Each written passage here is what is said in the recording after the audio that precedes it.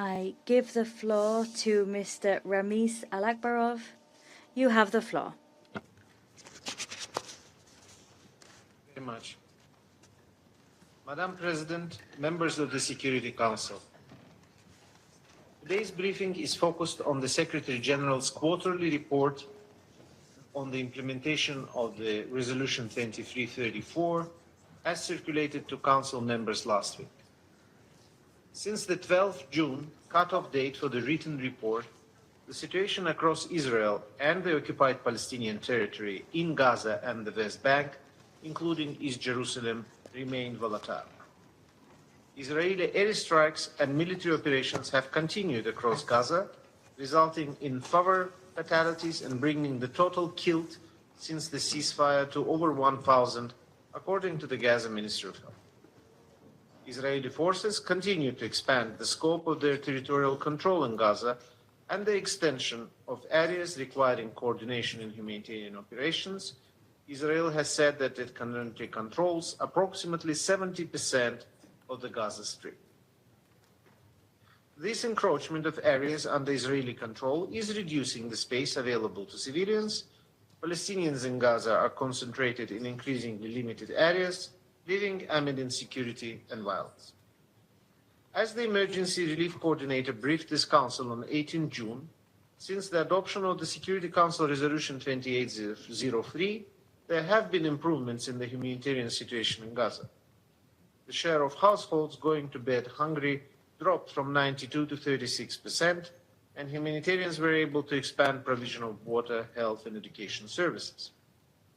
But as Under-Secretary General Fletcher said, Resolution 2803 and the comprehensive plan are meant to deliver much more than that, while the needs in Gaza remain immense. Sanitation conditions remain alarming, 70% of population lacks dignified shelter, and humanitarians continue to face persistent constraints as they carry out their essential work. I'm deeply concerned by the reports of intimidation in the context of the protests which were planned in Gaza on the 26th June. Civilians must be able to exercise their rights peacefully without fear and must be protected at all times. The legitimate needs, concerns, and aspirations of the people of Gaza must be addressed through the full implementation of the Resolution 2803. This includes the disarmament of Hamas and all other armed groups in Gaza, the withdrawal of Israeli defense forces and deployment of international stabilization force, the transfer of governance responsibilities to the National Committee for the Administration of Gaza.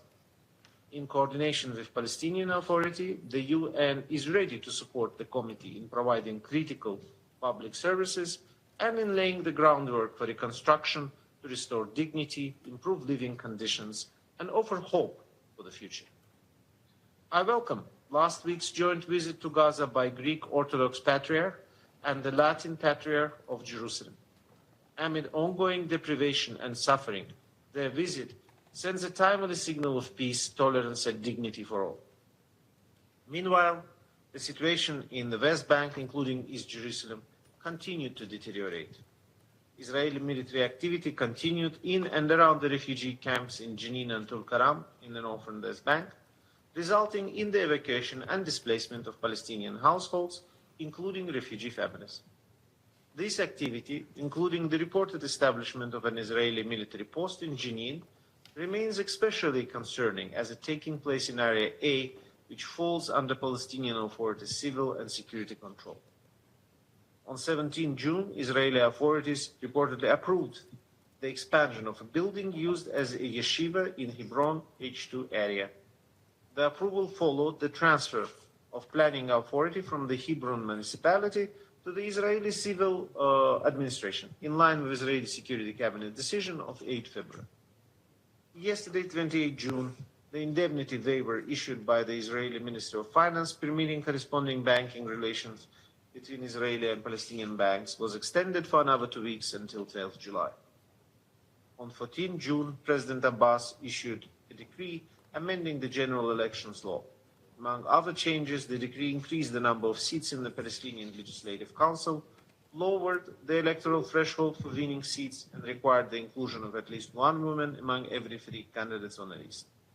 The decree also committed to hold the presidential elections in 2027. Madam President, allow me to highlight some of the Secretary General's observations from the report on the implementation of Security Council 2334. I reiterate the Secretary General's strong condemnation of the relentless expansion and acceleration of Israeli settlements in West Bank. These developments further entrench the unlawful Israeli occupation and threaten the viability of a fully independent, contiguous and sovereign Palestinian state. All Israeli settlements and related infrastructure have no legal validity, constitute a flagrant violation of international law, and must cease immediately. I'm deeply concerned by the steps taken by Israeli authorities to implement formal land registration in Area C. There is a serious risk that this decision will facilitate further settlement expansion and entrenchment of the unlawful occupation. I'm also concerned by broader measures aimed at deepening Israeli administrative and territorial control of the West Bank. Along with the threat of annexation, which have no legal validity, these actions are steadily transforming geographical and demographic realities across the West Bank and further undermining the prospects for the two-state solution. The escalating violence and tensions in the West Bank are highly concerning. I condemn all violence against civilians, including acts of terror. I echo Secretary General's deep concern over persistent and intensifying settlers' attacks. I also remain deeply concerned by ongoing attacks by Palestinians against Israelis. All perpetrators must be held accountable. I also reiterate Secretary General's alarm over the scale of displacement of Palestinians in the West Bank. Settler violence, access restrictions, demolitions, and prolonged security operations have resulted in the largest displacement crisis in the West Bank since 1967. I'm appalled at the numerous instances in which officials glorified violence and engaged in dangerous provocation, incitement, inflammatory language. All incitement to violence must stop immediately. I share the Secretary General's concern over the growing threats to the status quo at the holy sites in Jerusalem. I reiterate that the status quo must be respected and upheld, in line with the special and historic role of the Hashemite Kingdom of Jordan. I echo the Secretary General in condemning in strongest terms the Israeli authorities' decision to establish military facilities at the UNRWA Sheikh Jarrah compound in East Jerusalem. I urge the government of Israel to rescind this decision and immediately return to the United Nations the UNRWA Sheikh Jarrah compound. I also urge member states to continue to politically support and financially sustain UNRWA. Despite the ceasefire announced 8 months ago, Gaza still faces profound uncertainty and immense human suffering. I condemn the continued killing and injury of civilians in Gaza, including women and children. I'm particularly concerned by recent increasing calls for resumption of widespread hostilities in Gaza. This would be disastrous for the Palestinian people of Gaza, for Israelis, and for the entire region. I reiterate the Secretary General's deep concern over the humanitarian situation in Gaza. I call on all parties to facilitate the full, rapid, and unimpeded passage of humanitarian assistance. Provision of humanitarian aid must never be used as a bargaining chip. I welcome the continuing commitment of the international community to supporting the Palestinian Authority and advancing concrete steps towards the realization of the two-state solution. I urge the international community to continue supporting the Palestinian Authority to strengthen its government capacity, implement reforms, and address its fiscal challenges as it prepares to reassure its full responsibilities in Gaza in line with UN Security Council Resolution 2803.